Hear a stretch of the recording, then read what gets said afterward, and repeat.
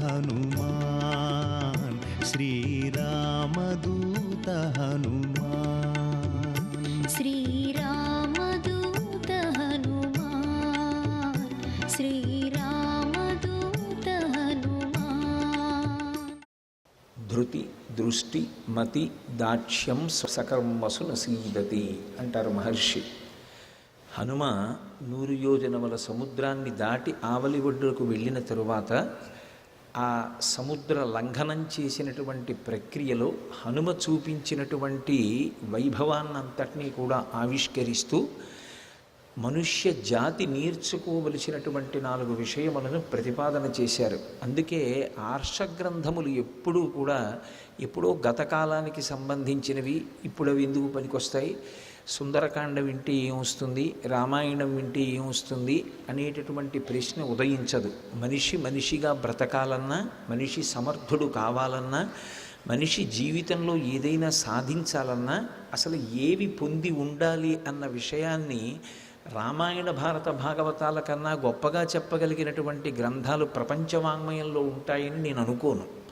అందుకే వాల్మీకి మహర్షి హనుమ సాధించినటువంటి విజయం గురించి చెబుతూ ధృతి దృష్టి మతి దాక్ష్యం సకర్మసు నసీదతి.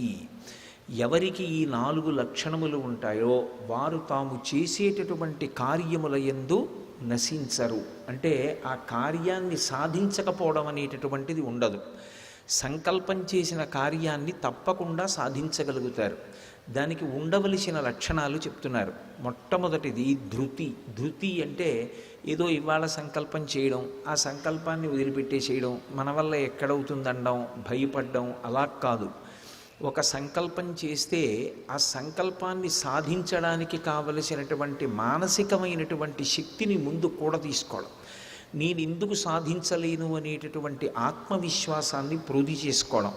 అసలు ప్రారంభంలోనే 100 యోజనముల సముద్రాన్ని దాటి వెళ్ళాలి అంటే మిగిలిన వానరులందరూ చతికిల పడిపోతే ఒక్క స్వామి హనుమ మాత్రం జగామలంకాం మనసా మనస్వి అంటారు. ఆయన నిర్భయంగా శరీరంతో కాదు, ముందు మనసుతో లంకా పట్టడాన్ని చేరిపోయారు. అంటే ఒక కార్యాన్ని సాధించే ముందు మనసులో ఉండవలసినటువంటి ధైర్యం, చేసుకున్నటువంటి నిర్ణయం మీద పట్టుదల, దాన్ని ధృతి అంటారు. రెండవది దృష్టి. దృష్టి అంటే దూరదృష్టి అని దాని అర్థం.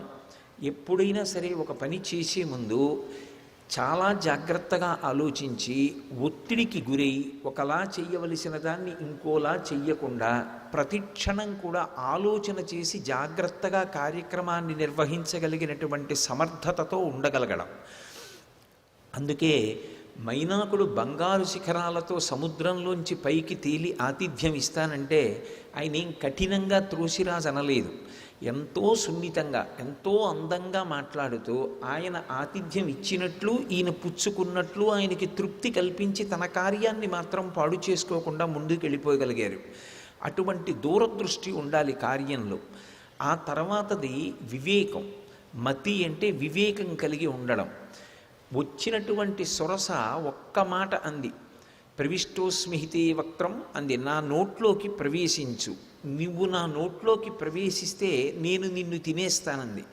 తినేవాళ్ళు పట్టుకుని తినాలి, అంతేకాని నువ్వు నా నోట్లోకి వస్తే తింటాననరు. ఆ మాట అనేటప్పటికే ఆవిడ ఎవరు అన్నది ఉత్తర క్షణం లెక్క కట్టి నేను ఈవిడికి నమస్కరించి ఈవిడ అనుగ్రహాన్ని పొందాలని నమస్కారం చేసి ఆవిడ అనుగ్రహానికి పాత్రులై దాక్షాయిని నమోస్తుతే అని ఆవిడ కోరినట్టుగా ఆవిడలోకి వెళ్ళి పైకొచ్చి ఆవిడ చేత అర్ధసిద్ధై హరిశ్రేష్ట గచ్చ సౌమ్య యథాసుఖం సమానయిష్వైదేహీం రాఘవేణ మహాత్మన అని ఆశీర్వచనాన్ని పొందగలిగారు. చిట్టతివరిది దాక్ష్యము అంటారు. అంటే దక్షత. దక్షత అంటే దేని జోలికి వెళ్ళకూడదో, ఏది మనిషిని పాడు చేసేస్తుందో దానికి చాలా దూరంగా ఉండగలగడం.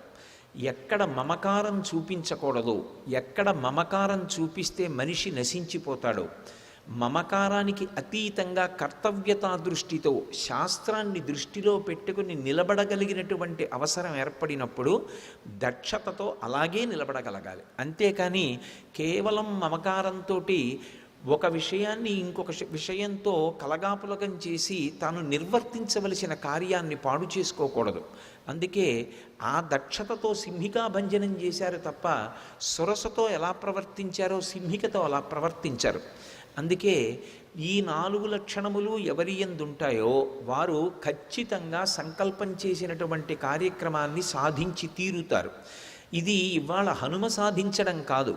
జీవితంలో వృద్ధిలోకి రావాలన్నా, ఒక కార్యక్రమాన్ని చేపట్టగలగాలన్నా, ఈయన జీవితంలో ఇది సాధించినవాడు అనేటటువంటి కీర్తి పొందాలన్నా ఈ 4 లక్షణములు మొదట అలవాటు చేసుకోలేనివాడు ఏ కార్యాన్ని సాధించలేడు.